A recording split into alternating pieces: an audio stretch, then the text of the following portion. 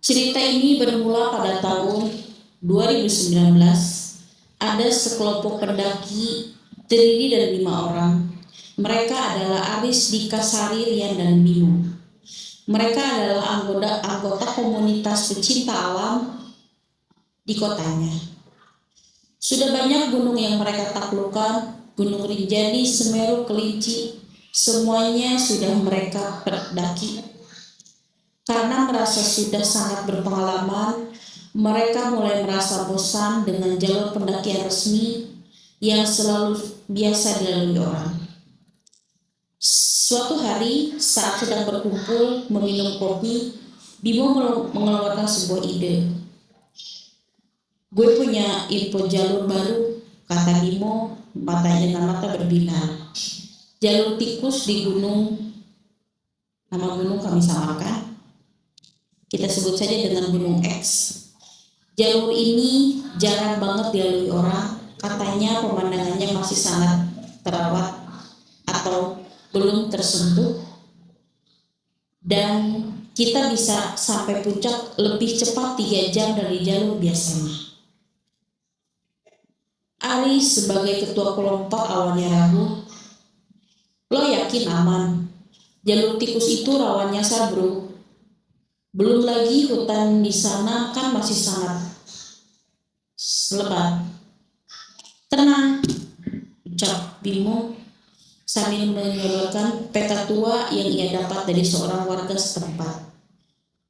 Gue udah koordinasi sama warga, mereka cuma pesan satu, jangan berhenti di area pepohonan yang melengkung semua. Itu wilayah keramat bagi mereka. Mereka semua tertawa mendengar kata keramat, karena merasa sudah ahli. Mereka menganggap itu hanya mitos atau untuk menakut-nakuti saja. Akhirnya kesepakatan itu dibuat. Mereka akan berangkat di akhir bulan ini.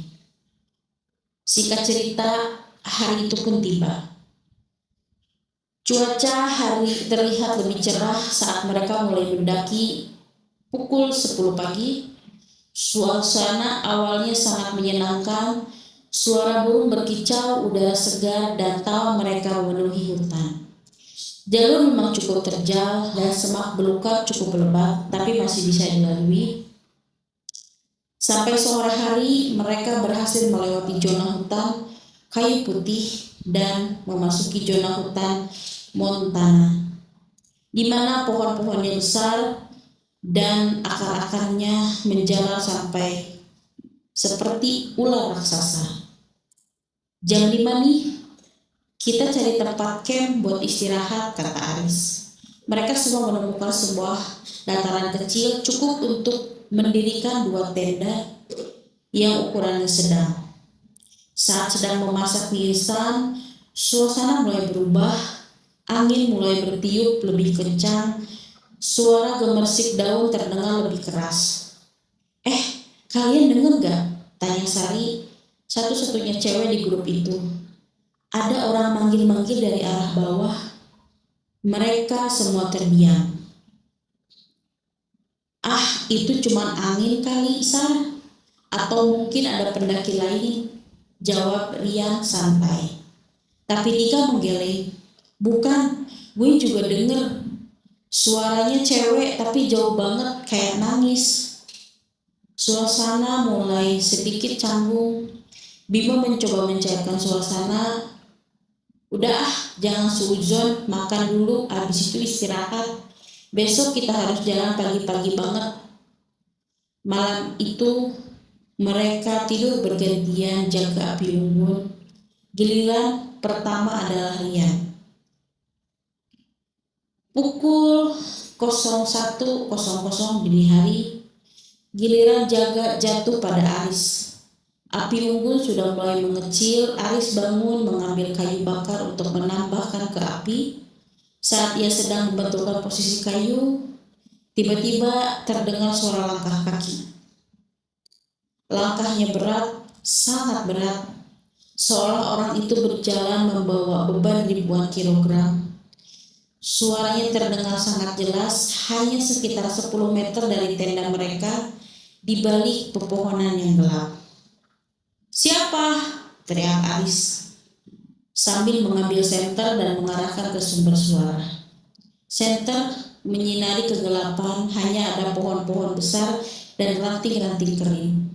Tidak ada siapa-siapa, tapi suara langkah itu berhenti tetap, atau lebih tepatnya berhenti tetap di depan sorotan senter. Hening, sangat hening, bahkan angin pun tiba-tiba berhenti bertiup. Aris merasakan bulu kuduknya meremang, ada perasaan tidak enak yang sangat kuat, seperti ada mata yang sedang mengatakan atau menatapnya tajam dari balik kegelapan. Woi, ngapain teriak-teriak? Rian keluar dari tenda sambil mengucek mata. Ada orang jalan, ya? Deket banget, jawab Aris pelan. Gak ada apa-apa kali, mungkin kunyuk atau kancil. Udah sana tidur lagi, gue nanti yang jaga, kata Rian. Aris masuk ke tenda, tapi ia tak bisa memejamkan mata. Ia terus mendengar suara gemersik, seperti ada orang yang berjalan mengelilingi tenda beberapa kali. Singkat cerita, pagi harinya saat sarapan, wajah Aris terlihat pucat. Ia menceritakan apa yang dialami tadi malam. Gue rasa kita harus balik, gas. Gue merasa gak enak banget deh tempat ini, kata Aris. Ah masa, baru semalam doang udah takut, kata ejek Bimo. Kita udah jalan jauh bro, puncak tinggal dikit lagi. Malu lah sama diri sendiri kalau balik lagi. Dika dan Sari juga merasa takut, tapi karena gengsi dan penasaran, akhirnya mereka setuju untuk melanjutkan perjalanan. Mereka berkemas dan mulai mendaki lagi. Perjalanan memasuki hari kedua. Semakin ke atas, suasana hutan berubah drastis. Pepohonan di sini bentuknya aneh. Batangnya tidak lurus, tidak ke atas, melainkan melengkung seperti orang yang sedang merasakan kesakitan atau memohon. Dahan-dahannya menjalar ke jalan setapak seolah ingin menangkap siapa saja yang lewat. Ini adalah area yang diperingati oleh warga desa, area pohon melengkung. Ini kan yang dibilang warga itu, bisik Sari sambil memegang lengan Dika. Pohonnya serem banget, lanjutnya. Iya tapi santai aja, cepat jalannya, jangan diladeni, jawab Dika meski suaranya sedikit bergetar. Di sini sinar matahari sama sekali tidak menembus kanopi hutan. Suasana menjadi gelap kelabu meski hari masih pukul 10 pagi. Suhu udara turun drastis, lebih dingin dan lebih lembab. Yang paling aneh adalah tidak ada suara burung, tidak ada suara serangga sama sekali. Ini terasa sangat senyap. Hanya suara napas mereka dan suara sepatu menginjak daun kering yang terdengar. Tiba-tiba Bimo yang berjalan di depan berhenti mendadak. Kenapa berhentimu? Tanya Aris. Kalian lihat gak jalurnya? Mereka melihat ke depan. Jalur setapak itu yang tadi mereka lewati, yang terlihat jelas karena ada bekas tebangan parang, tiba-tiba menghilang. Di depan mereka hanya ada semak belukar yang sangat lebat. Tidak ada jalan sama sekali. Kita nyasar? Tanya Rian panik. Gak mungkin, gue pegang kompas. Arahnya bener kok ke puncak. Bimo lagi panik dan melihat peta dan kompasnya. Tapi kok jalurnya hilang sih? Mereka mencoba jalan lain, agak berjalan ke arah kiri, ke kanan, tapi entah bagaimana caranya mereka selalu kembali ke titik yang sama, ke tempat mereka berhenti tadi. Ini adalah fenomena yang sering disebut sebagai putaran atau lingkaran setan, di mana hutan seolah sengaja memutar arah kita agar tidak bisa keluar. Gak ada angin, Kok rasanya kayak ada bisikan di kuping gue, kata Sari. Tiba-tiba suaranya cewek bilang, pulang, pulang. Air mata Sari menetes. Ketakutan ia merambat ke seluruh tubuhnya. Mereka memutuskan untuk tetap berjalan lurus saja, menembus semak belukar, asal naik ke atas. Tapi perjalanan terasa sangat aneh. Mereka sudah berjalan selama 5 jam non-stop. Seharusnya dengan kecepatan itu mereka sudah sampai di padang rumput atau di zona batu, tapi nyatanya mereka masih di dalam hutan pohon melengkung yang sama. Pohon-pohon di sini terlihat persis dengan yang mereka lewati 3 jam yang lalu. Kita muter terus ya, bisik Dika. Gue ingat pohon itu ada yang patah di tengahnya. Kita sudah lewat ini 3 kali. Panik mulai menjadi-jadi. Tiba-tiba dari atas terdengar suara lolongan. Bukan serigala, bukan juga monyet, tapi suara itu berat, rendah, dan panjang. Suara itu membuat tanah bergetar. Lari, cepat lari, teriak Aris. Mereka berlari sekencang-kencangnya, tidak peduli arah, yang penting menjauh dari sumber suara. Saat berlari, Rian yang berada di paling belakang tak sengaja menoleh ke belakang. Apa yang dilihat Rian membuat lututnya lemah dan hampir terjatuh. Di atas celah pepohonan besar, ia melihat sebuah sosok atau sosok itu sangat tinggi, lebih tinggi dari pohon tersebut, lebih besar, badannya hitam legam, tidak berbentuk, wajahnya yang jelas, tapi matanya menyala merah. Sosok itu berjalan mengikuti mereka, tapi langkahnya sangat lambat, sangat santai, seolah sedang menikmati mangsa yang sedang ketakutan. Itu apa? Jerit Rian. Yang lain menoleh, tapi mereka tidak melihat apa-apa selain pohon, tapi mereka merasakan adanya bayangan besar yang menutupi mereka sejak mereka berlari sampai napas mereka habis. Akhirnya mereka menemukan sebuah tebing kecil yang berlindung di baliknya. Mereka berhenti terengah-engah, menangis ketakutan, dan hari mulai gelap. Malam kedua datang lebih cepat, lebih gelap dari malam sebelumnya. Karena kelelahan dan takut, mereka memutuskan mendirikan tenda di dekat tebing. Suasana itu sangat mencekam, tidak ada yang berani berbicara, hanya isakan tangisan Sari yang terdengar. Malam itu mereka memutuskan tidak tidur. Mereka menyalakan api unggun sebesar-besarnya. Api menjadi satu-satunya harapan mereka. Pukul 3 pagi, saat mereka sedang mengantuk berat, tiba-tiba terdengar suara orang berjalan mendekati mereka, kakinya berat seperti menginjak lumpur. Aris mengangkat senter.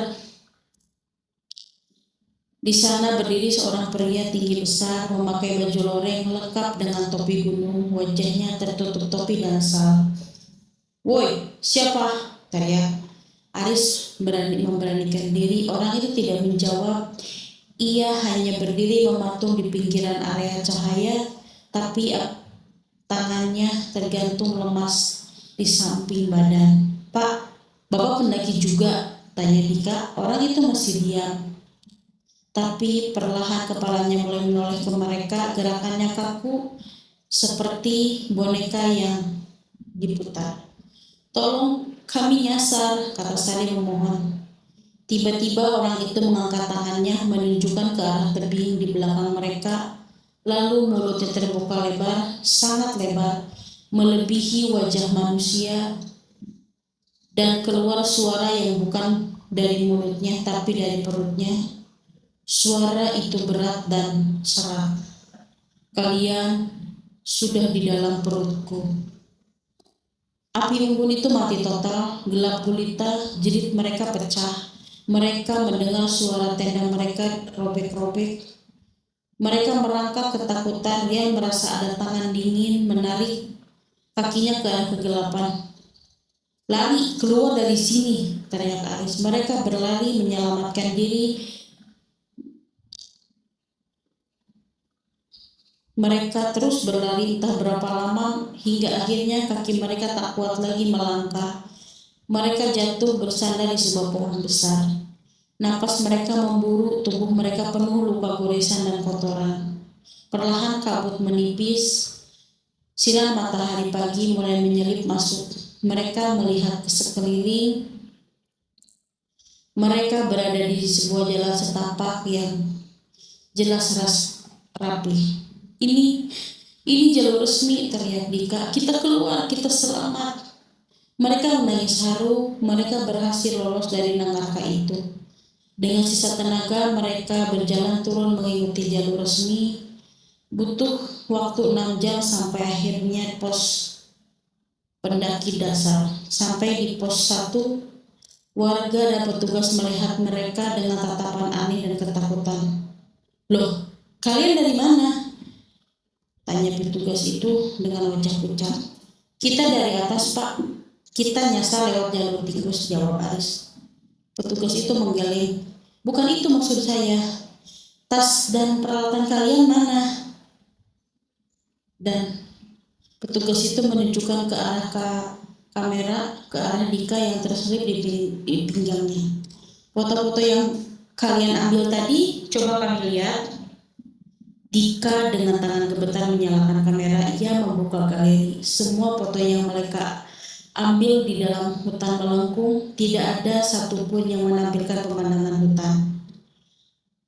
Semua fotonya hitam pekat, tapi di setiap foto hitam itu terjelas ada bayangan wajah yang menyeringai. Dan di belakang mereka semua ada sosok tinggi besar yang berdiri tepat di pundak mereka. Tapi yang paling mengerikan adalah foto terakhir yang diambil saat mereka sudah selamat di jalur resmi. Di foto itu terlihat mereka berlima sedang duduk beristirahat, tapi di belakang mereka berdiri sesosok makhluk tersebut. Tersenyum seolah berkata, kalian memang keluar dari hutanku, tapi jiwa kalian selamanya akan tinggal di sini. Dari kelima orang itu, hanya mereka berempat yang berhasil turun ke desa. Bimo dan teman-teman mereka yang membawa peta dan ide awal pendakian hingga saat ini tidak pernah ditemukan. Jasadnya hilang ditelan rimba, seolah ditahan oleh penjaga gunung untuk selama-lamanya. Mereka yang selamat kini hidup dalam trauma dalam.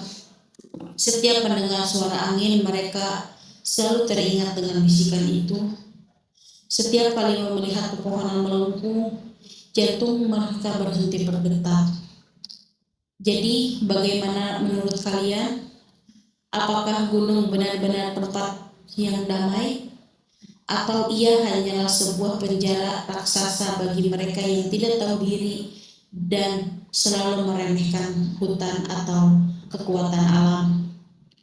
Jika suatu saat nanti kamu berencana mendaki, ingat satu hal, kita hanyalah tamu, dan tamu yang baik harusnya tahu cara menghormati tuan rumah.